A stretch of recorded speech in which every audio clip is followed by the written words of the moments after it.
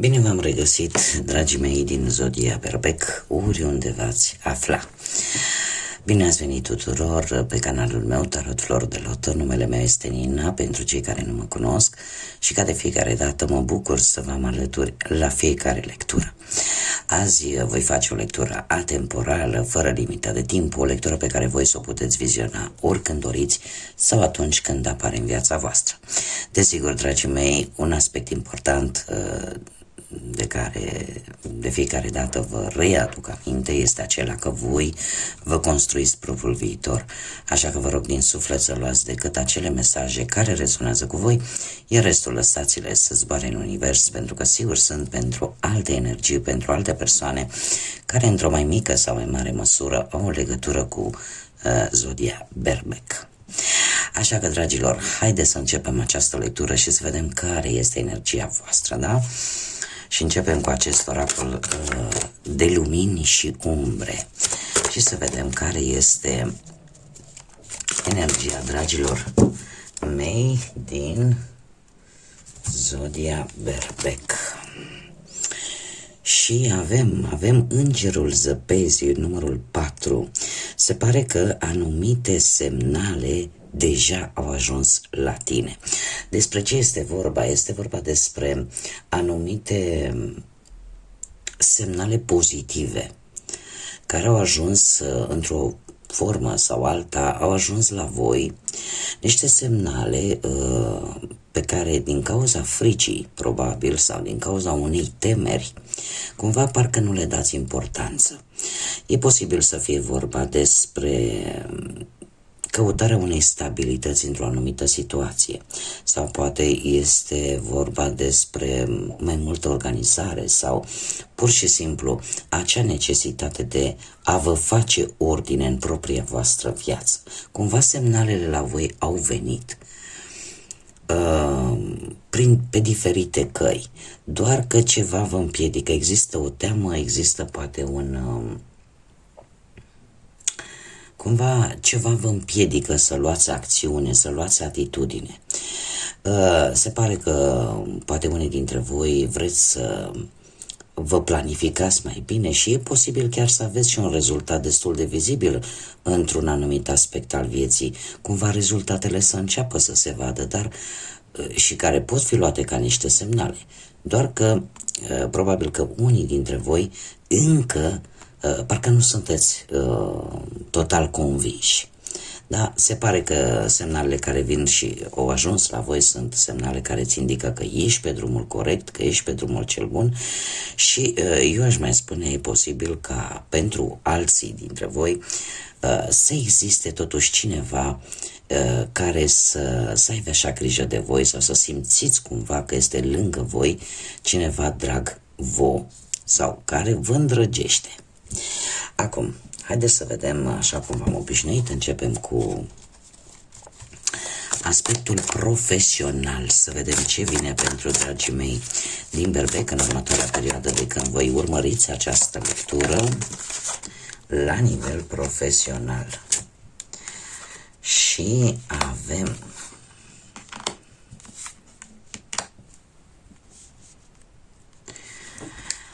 da, se pare că la nivel profesional lucrurile nu au stat chiar atât de ușor pentru unii dintre voi, cel puțin. Avem un 10 de bute care vorbește de o supraîncărcare de responsabilități. De multe ori poate nu v-ați gândit la propria voastră bunăstare, atât fie ea emoțională cât și fizică. Alții poate ați depus un efort foarte mare, nu știu, în a obține poate vreun job sau un efort foarte mare în a mulțumi poate pe șefii voștri și cumva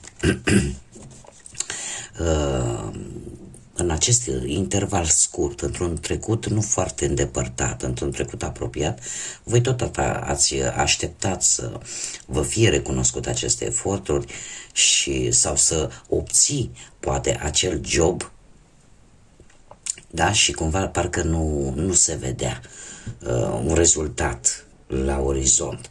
Totuși, în prezent avem o regină de cupe.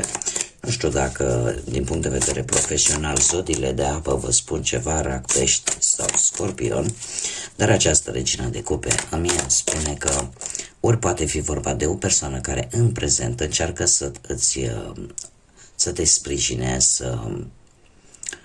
să te ajute, da? Sau să-ți dea răspunsurile de care tu ai nevoie, sau pur și simplu, dacă nu vorbim de o persoană, vorbim de o situație în care îți folosești foarte mult intuiția și cumva parcă ai mai multă încredere în ceea ce îți spune propria intuiție. Pe planul ăsta al muncii aș spune că sunt proiecte foarte creative.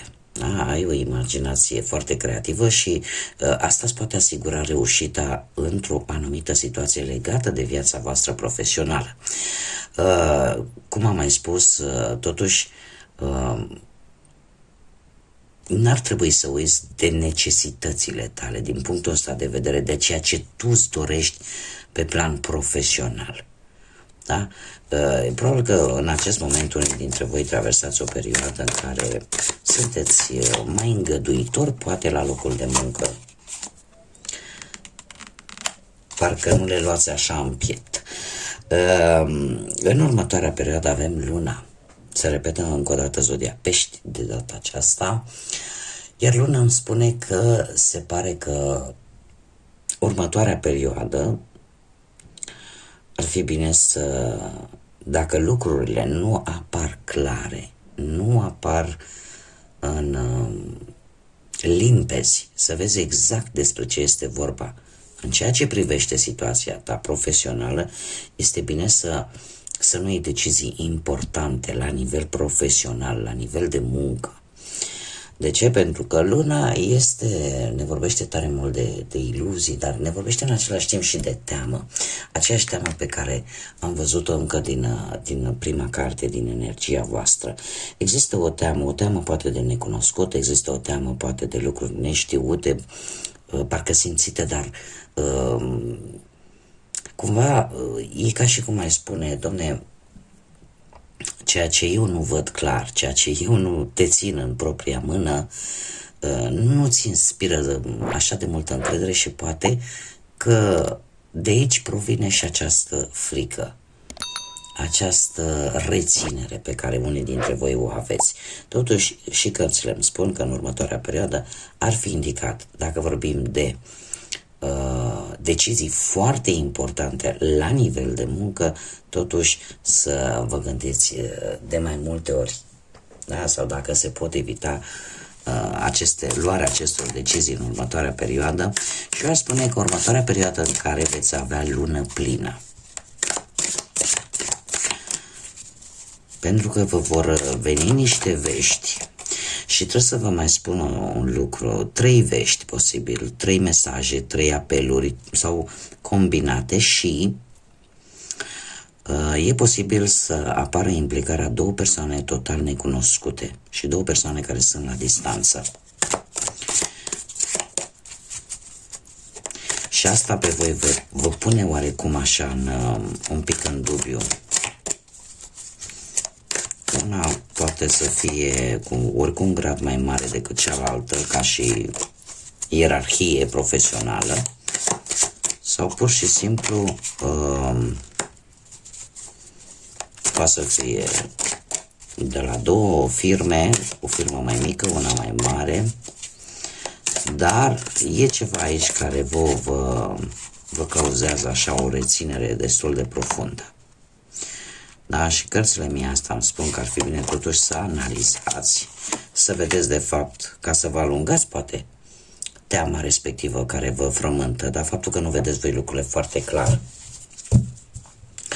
Haideți să mergem mai departe și să vedem pe plan material. Pe plan material avem roata norocului, care îmi spune că într-un trecut nu foarte îndepărtat nu ați dus lipsă de noroc, ca să zic așa. Au apărut situații destul de neașteptate, dar benefice pentru voi și care într-un fel sau altul v-au cam echilibrat din punct de vedere financiar.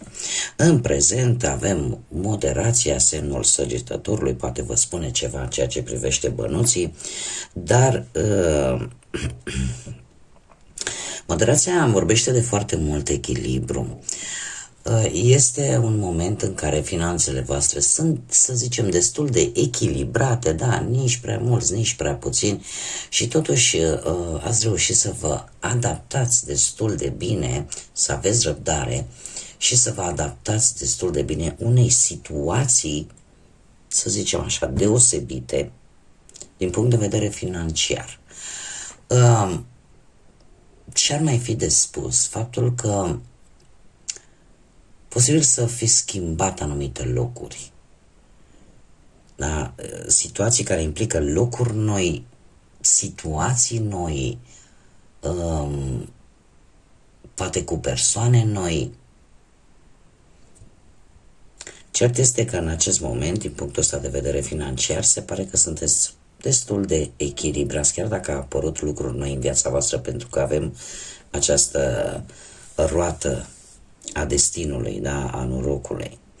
Într-un viitor apropiat avem magicianul care îmi vorbește de a avea acea șansă de a câștiga ceva bănuți în plus, în care voi va trebui să faceți uz de toate abilitățile voastre, atât de puterea de convingere, de puterea de a comunica, de cam de toate abilitățile de care dați voi dovadă pentru a câștiga un bănuț în plus. Va apărea o situație unde, într-adevăr, va trebui să vă folosiți poate puterea de convingere, da? Sau puterea de dominare, de ce nu? Pentru a câștiga o anumită sumă de bani. Mergem mai departe, de să vedem pentru cei care sunteți într-o relație cu dragostea cum stați. Dragilor, cei care sunteți într-o relație,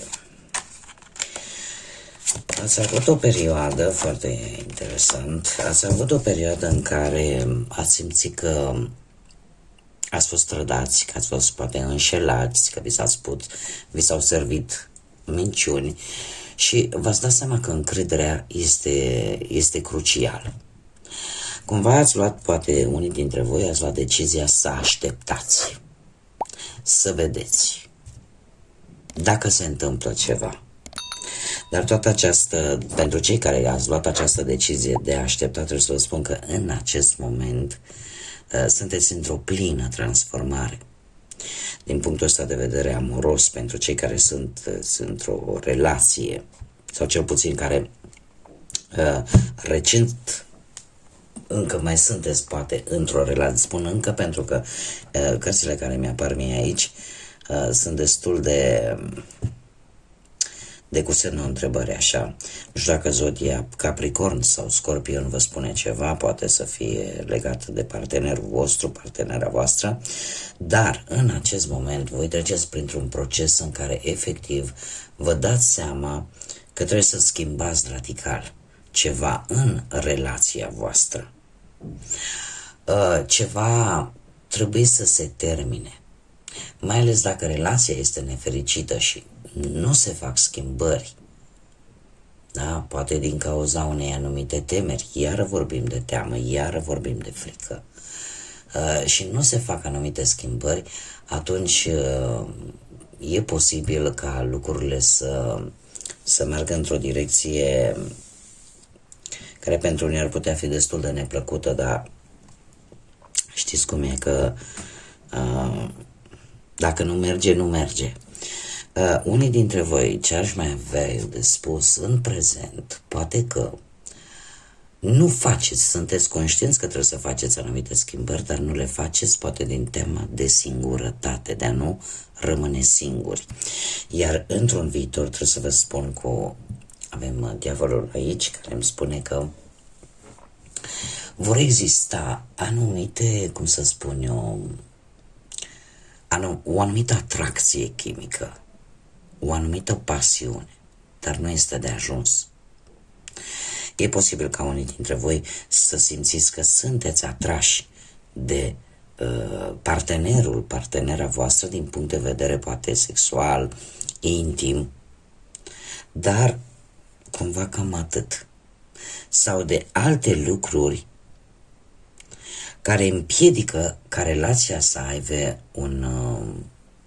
o bază solidă, o bază sănătoasă.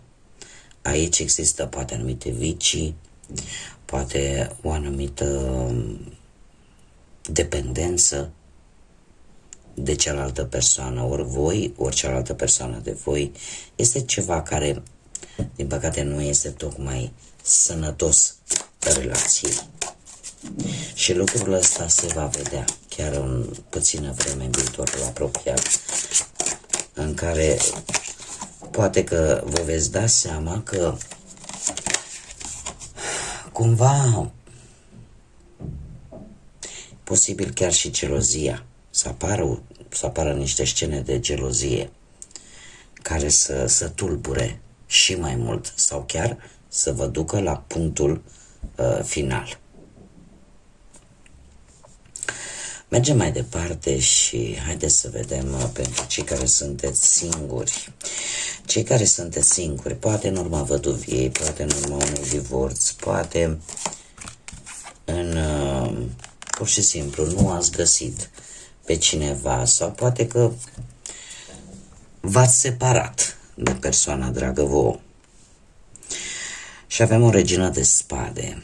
În trecutul nu foarte îndepărtat, această regină de spade îmi spune că există multe, ori persoana cu care voi ați fost, era o persoană care aparent era foarte rece sau care nu-și exprima sentimentele din interior. Sau poate pur și simplu voi ați fost atât de răniți în trecutul vostru îndepărtat, mare atenție, încât în acest moment cumva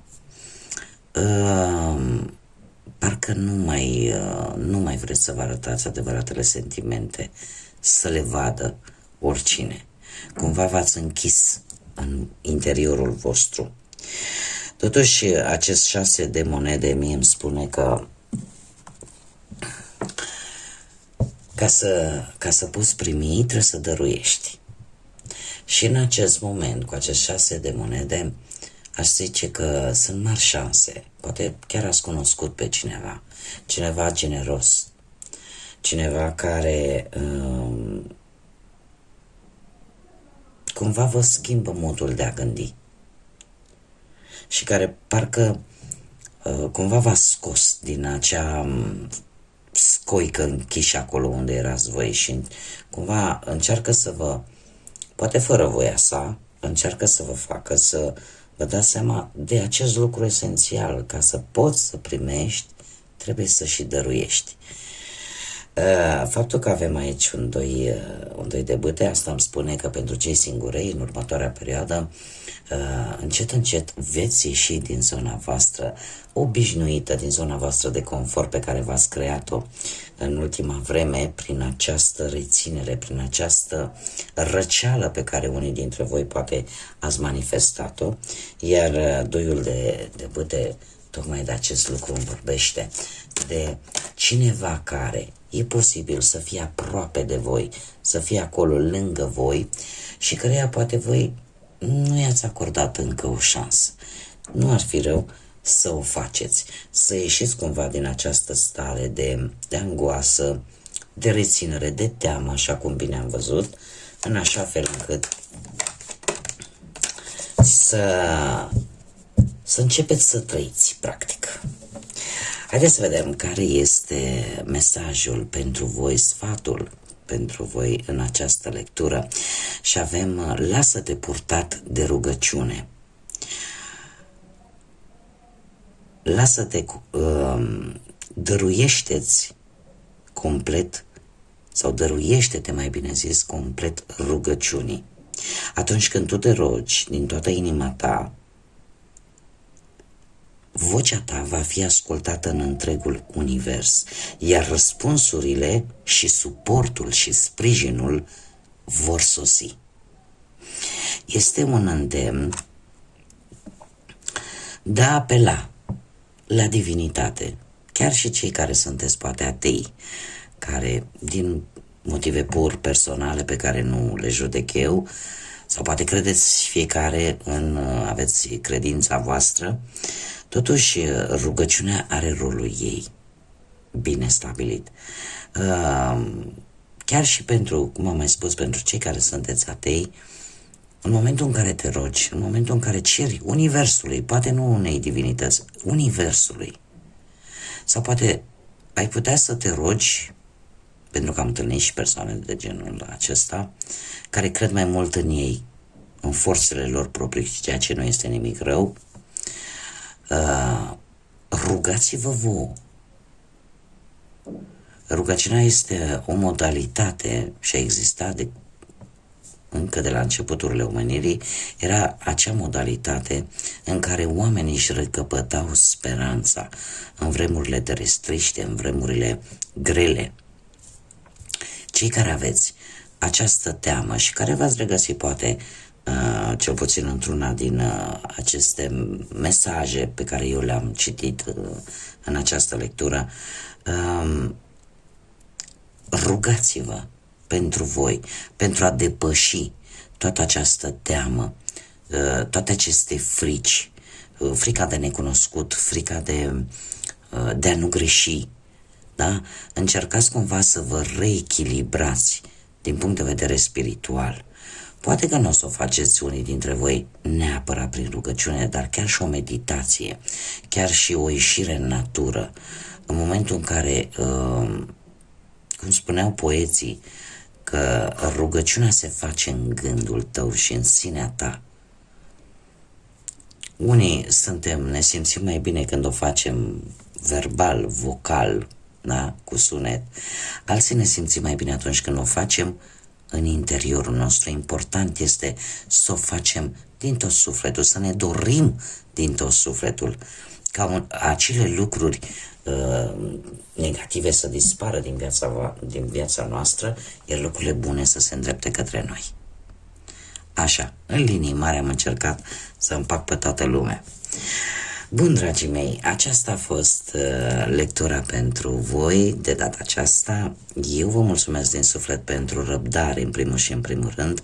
Știu că am lipsit foarte mult, dar asta e viața.